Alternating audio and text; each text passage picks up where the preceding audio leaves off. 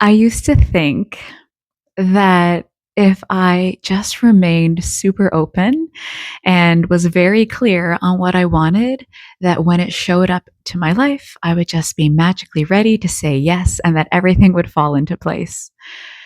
But what I've learned is yes, it is super important to be open and clear on what you want so that you can say yes. But part of the journey that we might not talk about enough is that you also have to learn to say no to what it is that you don't want. And let me tell you, my friends, that can be a lot harder than it sounds. Hi, my name is Sonia, and I am actively learning to act before I'm ready and to sit in the discomfort just a little bit longer and stay when it would be easier not to. And if you're on this journey too, welcome. And today I want to talk about this thought actually came to my mind randomly as I was getting ready the other day.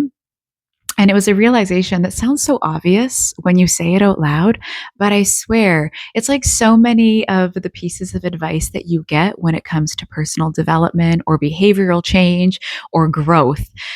The whole concept of getting what you want isn't just about saying yes to what you want and yes to new things. It's just as important to learn to say no to what it is you don't want. And in my last video, I talked about the importance of your environment matching your desire. So, setting up what you prioritize, your choices, the people you're around, the places that you're in to line up with what it is that you say that you want. And what that involves is saying no to the things that don't match what it is that you say that you want. And I think that this sometimes requires a degree of honesty and I'm going to say resilience that you may not be prepared for. Because as humans, we are creatures of habit. We like to be comfortable. We like what's familiar. And growth and change is inherently uncomfortable and not familiar. I mean, you're going somewhere that you haven't been before. And I said this in the last video, but I think it's such an important thing to be aware of and integrate and internalize is you can't build a new life while holding on to your old life. And what's difficult, I think, is sometimes when it's like an obvious mismatch, excuse me, and something that you know doesn't feel right, it's a little bit easier. But I think when it comes to some growth and behavioral change, it's not that your old world is bad. It's not that you don't like it. It's not that it's wrong. Um, but it might not be supporting what it is that you say that you want and who it is that you say that you want to be.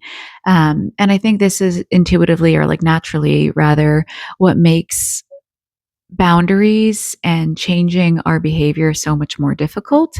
Um, because something might have served you for a long time and created a sense of like safety and comfort, but that doesn't mean it's right for you or it's going to support where you're going. Um, so, this could very simply be if you want to start a business. And you're someone that is always available for your friends, always says yes to every social plan or commitment, and always kind of prioritizes things outside of yourself, you're going to have to start prioritizing yourself and creating time and space to actually build your business, to put in the reps and take the steps and the time required to actually build something new. Um, and that requires capacity, that requires prioritization, and that requires showing up a little bit differently. Another obvious example, and I think you hear this one a lot when it comes to relationships and attachment. But if you say that you want a partner that is secure, that is consistent, that leaves you feeling like yourself and like someone that, feels like they're in a safe, trusting dynamic. You can't choose the people that don't call, that don't follow through, like where their actions and words don't align. So if someone is inconsistent, they can't make a plan, they show up one day and then disappear for a few days, or, they disappear when things get hard, like that's not in alignment with the secure, safe relationship that you're looking for. And again, that one can feel hard because that could be an amazing person and someone that you connect with, but their behavior isn't aligning with what it is that you say that you want. So you might have to walk away from that so that you can actually get what it is that you say that you want. And I think this one's hard too if you're someone that is maybe more inclined towards people pleasing. So that's another example that I think um, is like a very clear and obvious one, that if you're prioritizing everyone's needs above your own, you're not going to have any time or capacity left for your needs. And no one's necessarily going to do that for you. So, again, if you want to get healthy, you're going to have to prioritize maybe going to sleep a little earlier. And that might mean not being as available for the things that you used to be. And I know when I started this, as someone that is a recovering people pleaser and someone that takes a lot of pride in being reliable and that shows up for other people, I really struggled with making time for myself. And I would get really frustrated with friends that somehow found a way to, say no, and not be available if they knew that they didn't have the time, space, or capacity. And there was a moment in time where I thought that was selfish, and I was frustrated with it. But really, they were just protecting their capacity, protecting their peace, and showing up in the way that they could with all of that in mind. And I actually had a friend say that to me, and it's like a light bulb went off. And she said, I show up the best that I can for all of my friends, but she doesn't sacrifice or sabotage herself to do so. And the sheer truth or fact of the matter is that doing something different requires you to move differently and requires a lot of time and capacity. And it has to be something, if it's important to you, you have to make time for it and you have to prioritize it. And as humans, we only have so much time and so much capacity. So you can't commit to everything all at once. And I remember one of the first books I read about boundaries, it's like different seasons are going to have different priorities. So there are some priorities that, you can't necessarily sacrifice, whether that's your family. If you have children, of course, like you have to take care of their needs. And you have to show up for your job and at work and make sure that you're maintaining your like must do commitments. But then in the space and the time that you have, how are you prioritizing that? And with all of these things, there's always nuance because you do want to show up for other people. Um, and, to have strong connections and to have people that you rely on, like you also have to be someone that prioritizes connection and be someone that others can rely on. But for me, I think this part comes down much more to honesty. So being honest with that individual of, yes, I definitely can and will support you, but this is what I have to do first. Would this work? Could we kind of shift things around so that, I can still support you, but I'm still supporting myself. So yeah, I think sometimes saying no is obvious. Like if you want a healthier lifestyle, you're probably going to have to say no to staying up till 4 a.m. drinking every weekend. Or if you want to start working out, you're going to have to potentially say no to one more episode and go to sleep earlier so you can wake up earlier and make it to the gym. If you want to prioritize building a business, you're going to have to create time and space to work on that business. So it's not just about becoming clear on like what I want and being open and starting and saying yes to that. It's also being very honest about what do I need to say no to. Um, And it's so funny because I even think about this at work. You always hear, if everything's a priority, nothing's a priority. And we talk about the importance of focus. You need to kind of be very focused and clear on what it is that you're trying to deliver, what success looks like. And it's that same concept, because if everything's a priority and you're trying to do everything, you're not really doing anything at all. You're not actually going to move the needle forward on what it is that you say that you want. So, what is an absolute yes and what is an absolute no? And learning to say no. And if learning to say no is something that you're just not that comfortable with, again, a skill I definitely had to learn and continue to learn, then say no in smaller ways. And maybe it's just saying no to someone offering you like a coffee, like, oh, no, I'm good. And then saying no to, I don't know, a slice of cake.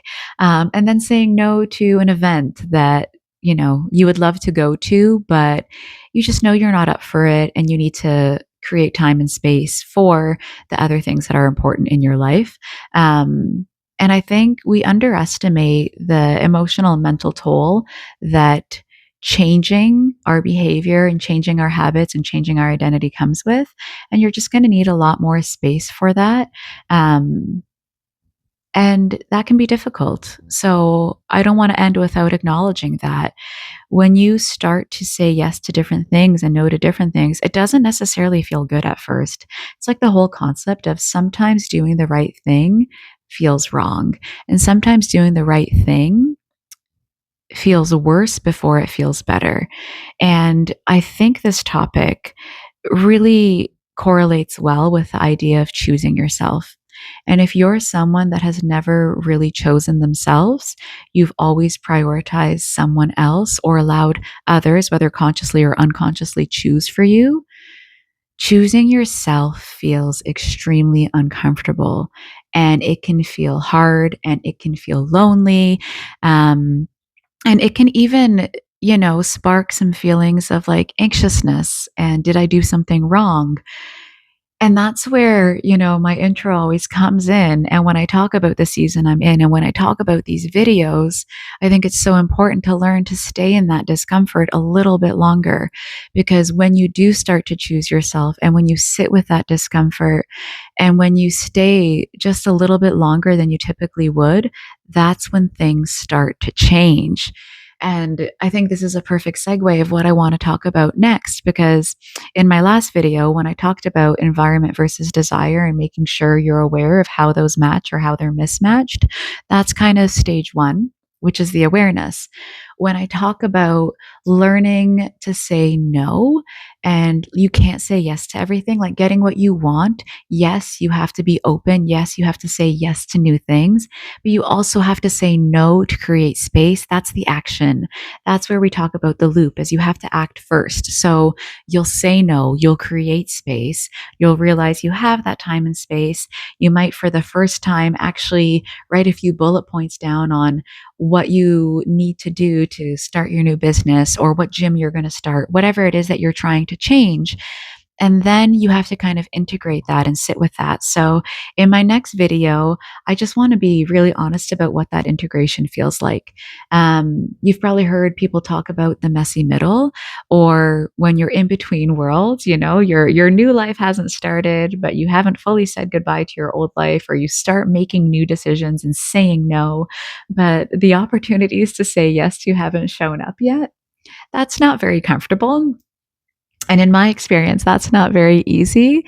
So, if you're going through that, know that you're not alone. And I think I'll share a little bit about my journey and my experience with that in my next video. But for today, I will leave you with that. Learn the importance of saying yes to growth, saying yes to new, saying yes to change, but also saying no to what no longer works or to what does not support that, or to environments, people, places, or things that aren't aligned with where you want to go. And learn to sit with that no. And know that if you're in this part or if you're learning this skill, it's hard, but it's worth it, and you are not alone. As always, I would love to hear about your experiences, the good, the bad, the ugly. So please share or comment below, and we will see you soon in the next video. Have an amazing day.